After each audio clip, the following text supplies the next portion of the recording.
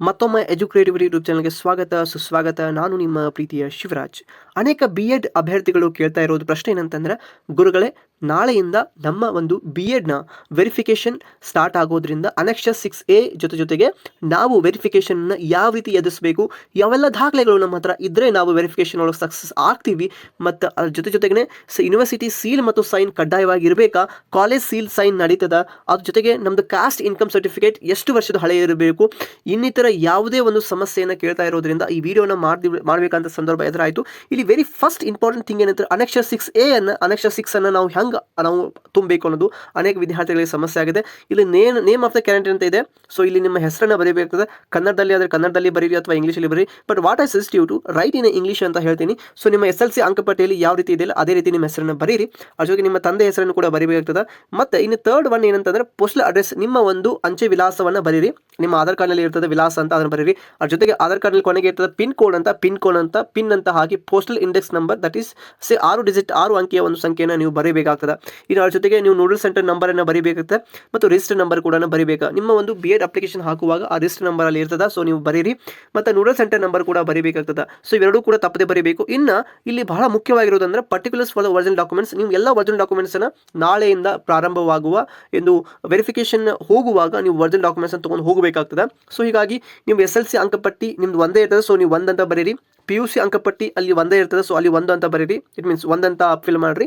ಇನ್ನು ಅದ್ರ ಜೊತೆಗೆ ನೀವೇನೋ ಡಿಗ್ರಿ ಮುಗಿಸಿದ್ರೆ ಈ ಡಿಗ್ರಿಯಲ್ಲಿ 6 ಸೆಮಿಸ್ಟರ್ಗಳು ಇರ್ತದೆ. ಸೊ 6 ಸೆಮಿಸ್ಟರ್ ಮಾರ್ಕ್ಸ್ ಕಾರ್ಡಲ್ಲಿ ನೀವು ಏನು ಮಾಡ್ಕೋಬೇಕಂದ್ರೆ 6 ಅಂತ ಬರೆದು, ನೀವೇನಾದರೂ PG ಮುಗಿಸಿದ್ರೆ, ದಟ್ ಇಸ್ ಪೋಸ್ಟ್ ಗ್ರಾಜುಯೇಟ್ ಮುಗಿಸಿದ್ರೆ, ಸ್ನಾತಕೋತ್ತರ ಪದವಿನ ಮುಗಿಸಿದ್ರೆ 6 ಪ್ಲಸ್ ನೀವು +4 ಅಂತ ಬರೀಬೇಕಾಗ್ತದೆ. ನೀವು PG ಅಷ್ಟೇ ಮುಗಿಸಿದ್ರೆ 6 ಅಂತ ಬರೀರಿ. PG ಮತ್ತು ಡಿಗ್ರಿ ಮುಗಿಸಿದ್ರೆ ಸೊ 6+4 ಅಂತ ಬರ್ತದೆ, ನಡೀತದೆ. ನೀವೇನಾದರೂ 1ರಿಂದ 7ನೇ ತರಗತಿಯ ಸ್ಟಡಿ ಸರ್ಟಿಫಿಕೇಟ್ ಅನ್ನು ಒಂದ್ ಕಡೆ ಮುಗಿಸಿದ್ರೆ ನಿಮ್ಗೆ ಒಂದೇ ಅಂತ ಬರ್ತದೆ. ಅಥವಾ ಬೇರೊಬ್ಬ ಯಾವುದೇ ಹುಡುಗ ಎ ಅನ್ನುವ ಹುಡುಗ 1ರಿಂದ 3ನೇ ತರಗತಿಯ ಒಂದು ಕಲ್ತಿರುವಂಥ ಶಾಲೆ ಬೇರೆ ಆಗಿದೆ, ಮತ್ತೆ 4ರಿಂದ 7ನೇ ತರಗತಿ ಕಲ್ತಿರುವಂಥ ಶಾಲೆ ಬೇರೆ ಆಗಿದೆ. ಸೊ ಹೀಗಾಗಿ ಅಲ್ಲಿ 2 ಸರ್ಟಿಫಿಕೇಟ್ ಅನ್ನು ತೆಗೆಸ್ಕೊಳ್ತಾನವ. ಹೀಗಾಗಿ ಎಲ್ಲ 2 ಅಂತ ಬರೀತಾನೆ. ನೀವು ಎಷ್ಟು ಶಾಲೆಯಲ್ಲಿ ಕಲ್ತಿರ್ತಾರಲ್ಲ ಅದೇ ರೀತಿ ಎಷ್ಟು ಸರ್ಟಿಫಿಕೇಟ್ ಇರ್ತದೆ, ಸೊ ಅಷ್ಟು ಬರೀಬೇಕಾಗ್ತದೆ.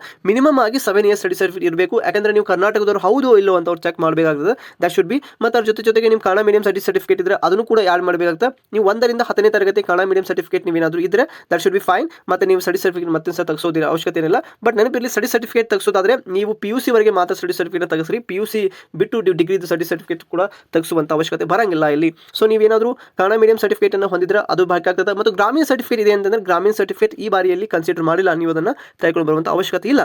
ಇನ್ನು ಯೂನಿವರ್ಸಿಟಿ ಮೈಗ್ರೇಷನ್ ಸರ್ಟಿಫಿಕೇಟ್ ಇದು ಈಗ ಸದ್ಯಕ್ಕೆ ಅವಶ್ಯಕತೆ ಇಲ್ಲ. ಇದು ನೀವು ಅಡ್ಮಿಷನ್ ಮಾಡುವಂಥ ಸಮಯದೊಳಗೆ ನೀವು ಕೊಡಬೇಕಾಗ್ತದೆ. ಈ ಸದ್ಯಕ್ಕೆ ಏನು ಅವಶ್ಯಕತೆ ಇಲ್ಲ, ಇದನ್ನು ಬಿಡ್ರಿ, ಖಾಲಿ ಬಿಡ್ರಿ. So caste come income certificate, ಈಗ SC/ST ಅಭ್ಯರ್ಥಿಗಳಿಗೆ ಅಲ್ಲಿ ಏನಾಗ್ತದೆ, ಅವರು ಪ್ರತ್ಯೇಕವಾದ ಇನ್ಕಮ್ ಮತ್ತು ಜಾತಿ ಪ್ರಮಾಣ ಪತ್ರ ಇರೋದ್ರಿಂದ ಅಲ್ಲಿ ಅವರು 2 ಅಂತ ಬರೀತಾರೆ. ಉಳಿದಂಥ ಅಭ್ಯರ್ಥಿಗಳಿಗೆ ಒಂದೇ ಇದ್ದರೆ ನೀವು ಒಂದೇ ಅಂತ ಬರೆದು ನಡೀತದೆ. ಅಥವಾ ಸ್ಪೆಷಲ್ ಗ್ರೂಪ್ ಸರ್ಟಿಫಿಕೇಟ್, ಉದಾಹರಣೆಗೆ ನಾನು NSS ಮುಗಿಸಿದ್ದೀನಿ, NCC ಮುಗಿಸಿದ್ದೀನಿ ಅನ್ನೋದಾದ್ರೆ ನೀವು NCCಯ ಒಂದು ಎಷ್ಟು ಸರ್ಟಿಫಿಕೇಟ್ಗಳದಾವ, ಉದಾಹರಣೆಗೆ A B C ಸರ್ಟಿಫಿಕೇಟ್ ಇದ್ರೆ 3 ಅಂತ ಬರೀರಿ. ಅಥವಾ B ಮತ್ತು C ಅಷ್ಟೇ ಇದ್ರೆ B ಮತ್ತು C 2 ಅಂತ ಬರೀರಿ. ಇಲ್ಲ ನಂದು NSS ಕ್ಯಾಂಪ್ ಇದೆ ಪ್ಲಸ್ NSS ಸರ್ಟಿಫಿಕೇಟ್ ಇದೆ 2 ಕೂಡ ಬರಿಬಹುದು. ನೀವು ಎಷ್ಟಿದೆ ಇಲ್ಲ ಸರ್ಟಿಫಿಕೇಟ್ ಅಷ್ಟು ಸರ್ಟಿಫಿಕೇಟ್ನ ಬರೆದ್ರೆ ನಡೀತದೆ.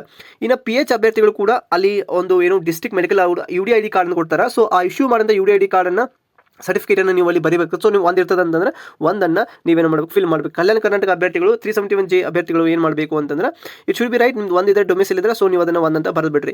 ಸೊ ಈ ರೀತಿ ಅಂತ ಇಷ್ಟು ಡಾಕ್ಯುಮೆಂಟ್ಸನ್ನು ನೀವು ಕೌಂಟ್ ಮಾಡಿದಾಗ ಎಷ್ಟು ಬರ್ತದೆ, ಸೊ ಅಷ್ಟು ನೀವು ಕಂಪ್ಲೀಟಾಗಿ ಬರೀಬೇಕಾಗ್ತದೆ.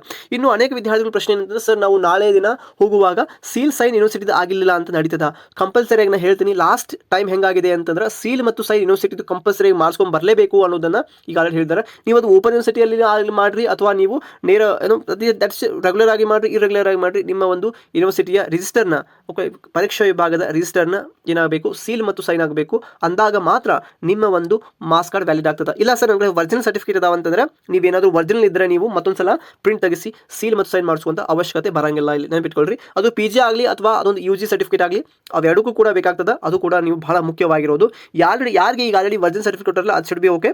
ಬಟ್ ಯಾರು ಈಗ ಡಿಜಿ ಲಾಕರ್ನಲ್ಲಿ ನಿಮ್ಮದು ಒಂದು ವೆರಿಫೈ ಮಾಡಿ ಒಂದು ಸರ್ಟಿಫಿಕೇಟ್ ಬಂದಿದೆ ಇದೆ. ಸೊ ನೀವು ಅದನ್ನು ಸಬ್ಮಿಟ್ ಮಾಡಿದ್ರೆ that should be okay.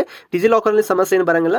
But ಯಾರು ಡಿಜಿಲಾಕರ್ ಇಲ್ಲ ಸರ್ಟಿಫಿಕೇಟ್ ಅದರಿಂದ ಬಂದಿಲ್ಲಲ್ಲ, ಸೊ ನೀವೇನು ಮಾಡಬೇಕಾಗ್ತದೆ, ನೀವು ಯೂನಿವರ್ಸಿಟಿಯಿಂದ ಸೀಲ್ ಮತ್ತು ಸೈನ್ ಮಾಡಿಸ್ಕೋಬೇಕು. ಕಾಲೇಜಿಂದ ಮಾಡಿಸಿ ನಡೀತದೆ ಅಂತ ಕೇಳ್ಬೋದು. ಕಾಲೇಜಿಂದ ಪ್ರಿನ್ಸಿಪಲ್ ಸೀಲ್ ಮತ್ತು ಸೈನ್ ಮಾಡಿಸಿದ್ರೆ ನಡೆಯಂಗಿಲ್ಲ, ಅದನ್ನು ಕನ್ಸಿಡರ್ ಕೂಡ ಮಾಡಂಗಿಲ್ಲ. ಅರ್ಥ ಆಯ್ತಾ? ಸೊ ಹೀಗಾಗಿ ನೀವು ಇದನ್ನು ಭಾಳ ಬಿ ಕೇರ್ಫುಲ್ ಆಗಿ ತಗೋಬೇಕು. ಇಲ್ಲ ಅಂತಂದ್ರೆ ನಿಮ್ಮ ಒಂದು ಏನು ವೆರಿಫಿಕೇಶನ್ ಅನ್ನು ಮತ್ತೆ ಅವ್ರು ಏನು ಮಾಡ್ತಾರೆ ಮುಂದೆ ಹಾಕ್ಬೋದು ಮೇ ಬಿ. ಸೊ ಅದಕ್ಕೆ ಬೆಟರ್ ನೀವು ನಿಮ್ಮ ವೆರಿಫಿಕೇಶನ್ ಡೇಟ್ ನಾಳೆ ಇದೆ ಅಂತಂದ್ರೆ ಇವತ್ತೇ ನೀವು ಯೂನಿವರ್ಸಿಟಿಗೆ ಹೋಗಿ ಸೀಲ್ ಮತ್ತು ಸೈನ್ ಮಾಡಿ ಬೆಟರ್.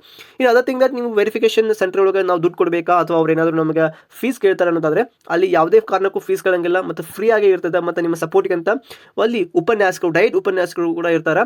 ಅಲ್ಲಿ ಹೆಚ್ಚಿನ ಮಾಹಿತಿಯನ್ನು ಕೊಡಲಿಕ್ಕೆ ಆ ಒಂದು ಪ್ರಿನ್ಸಿಪಲ್ ಕೂಡ ಇರ್ತಾರೆ. ಸೊ ಅಲ್ಲಿ ಕೆಳಗಡೆ ಕೆಲವೊಂದು ಸೂಚನೆಗಳನ್ನು ಕೂಡ ಇರ್ತವೆ. ಅಲ್ಲಿರುವಂಥ ಸೂಚನೆ ಸರಿಯಾಗಿ ಪಾಲಿಸ್ರಿ ಮತ್ತು ಓದ್ಕೊಳ್ರಿ.